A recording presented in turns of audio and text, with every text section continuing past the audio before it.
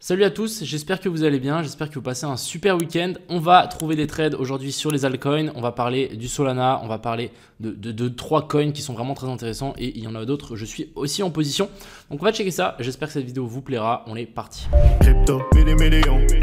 Crypto, million. Crypto, million. Avant toute chose, je tenais juste à vous dire que je vous souhaite un bon week-end et je vous fais gagner du coup 100 $ dans les likes et RT. Donc je vous mettrai le lien en bio si jamais ça vous intéresse. Si vous voulez juste liker et RT, vous avez une chance de gagner 100 $. Hein. C'est pas grand chose, mais voilà, j'aime bien envoyer de temps en temps ça. Et je trouve que c'est toujours très sympa. Sinon, on a pris un petit trade sur le CHR. Je vais vous l'expliquer tout à l'heure, mais on a vraiment un setup assez intéressant. Alors, commençons directement ici par ce BTC. On va revenir sur ce qu'on disait hier. Donc hier, on disait quoi? On avait placé quoi? On avait placé 7 ordres, donc potentiel short sur ces hauts-là avec un stop loss au-dessus de ces niveaux-là, parce qu'on était dans un potentiel triangle de compression.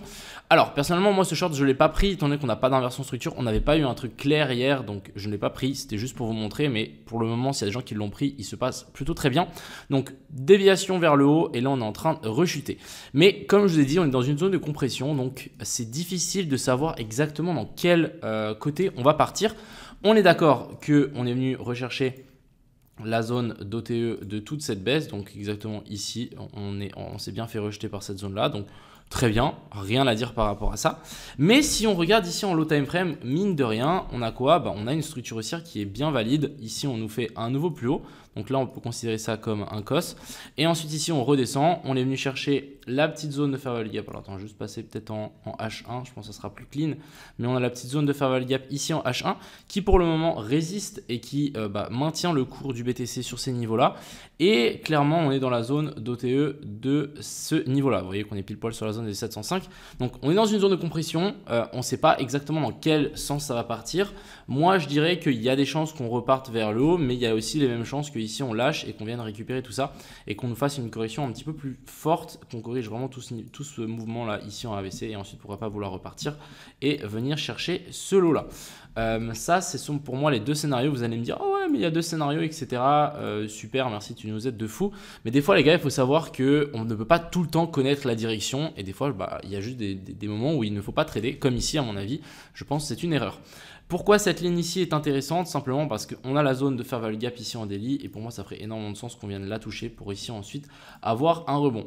Selon moi, la structure ici qu'on est en train de faire reste complètement haussière. On n'a rien de baissier, etc. Donc, on peut vraiment s'attendre à une correction, mais ça sera vraiment une correction dans un mouvement baissier dans un mouvement haussier, donc rien de bien anormal.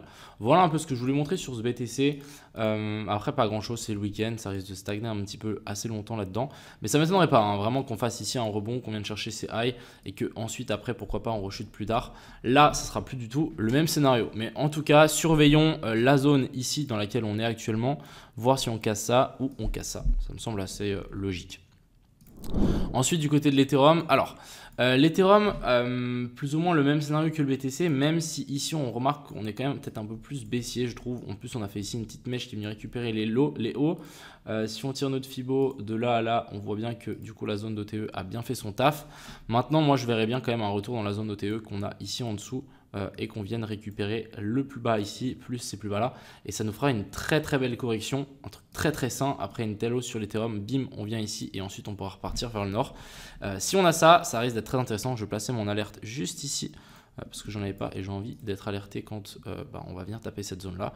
Donc voilà les deux scénarios je trouve pour le BTC et puis l'Ethereum.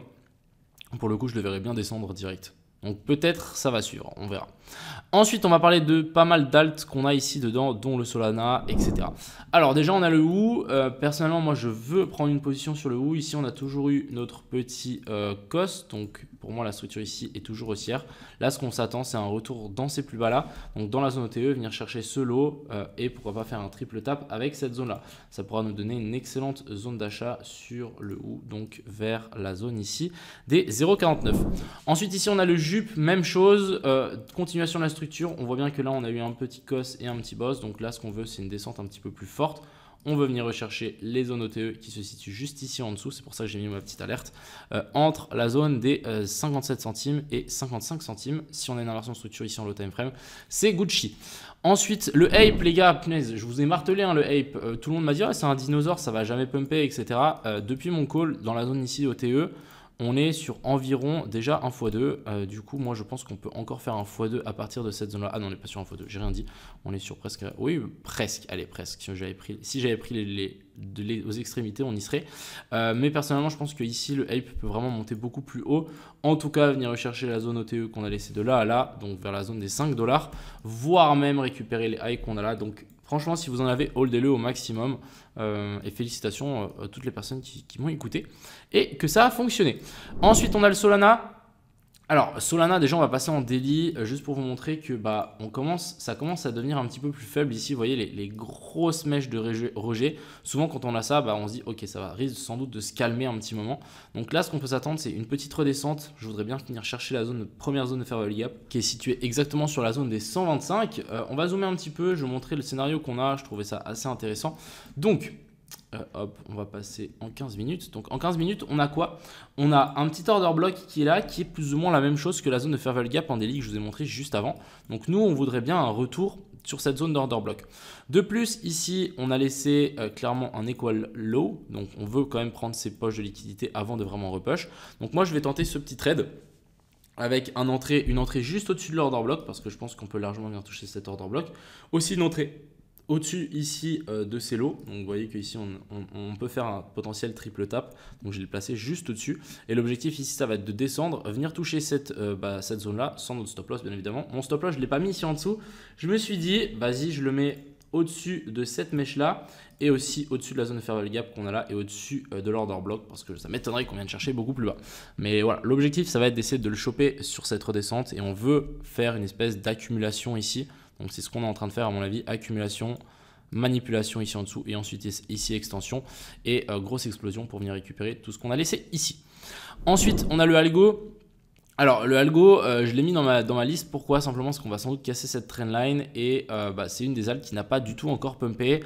Si je devais le mettre dans mon top 10, je le mettrais tout simplement parce qu'il n'a pas du tout encore pumpé et je pense qu'il y a vraiment un énorme potentiel si on dézoome un petit peu. Donc je pense en avoir un petit peu dans son wallet, sachant qu'il y en a d'autres qui ont largement déjà explosé. Pourquoi pas faire un petit switch et se dire ok, bon maintenant le algo il va péter, les autres pas. On a le RNDR, je vous avais partagé un trade hier, je l'ai close à break-even ici simplement parce que mon entrée n'était pas folle, même si ici on avait un joli setup, mon entrée n'était pas folle et j'ai décidé de simplement close à BE. Je me suis dit ok, le trade je le sentais pas de base donc j'ai décidé de close. Du coup on est sorti ici à break-even, mais je pense que voilà, assez dommage qu'on n'ait pas venu récupérer quand même ce plus haut là. Si on vient pas récupérer ce plus haut là, il y a de fortes chances qu'on vienne récupérer ça et que ensuite on reparte. Donc on va le surveiller quand même de loin. Et ensuite, j'ai deux trades qui sont en cours. Donc, on a le CHR, très très joli trade à mon avis. On est sur une touchette de la zone de fair value gap ici, prise de liquidité, changement de caractère. On vient chercher la petite zone de fair value gap ici en 15 minutes. On vient chercher la zone OTE et là, on veut normalement un rebond assez fort et on veut essayer de chercher un nouvel ATH. Et on va finir aussi par le PIT. PIT un petit peu comme le RNDR. Le scénario a déjà été fait. Donc, en gros, on a eu prise de liquidité ici en dessous, le petit boss, ici on a fait une accumulation, ensuite ici manipulation et ensuite ici extension. On vient nous valider qu'on est bel et bien dans un marché haussier, donc ici on nous fait un COS et maintenant on revient chercher la zone OTE. Donc si on revient un petit peu plus fort dans cette zone OTE, j'essaierai de reprendre une position, mais l'objectif ici ça va être de target beaucoup plus haut et normalement notre stop loss doit être safe ici en dessous vu que c'est déjà une manipulation et c'est très rare qu'on vienne faire une manipulation d'une manipulation. Et en théorie ça nous donne ça.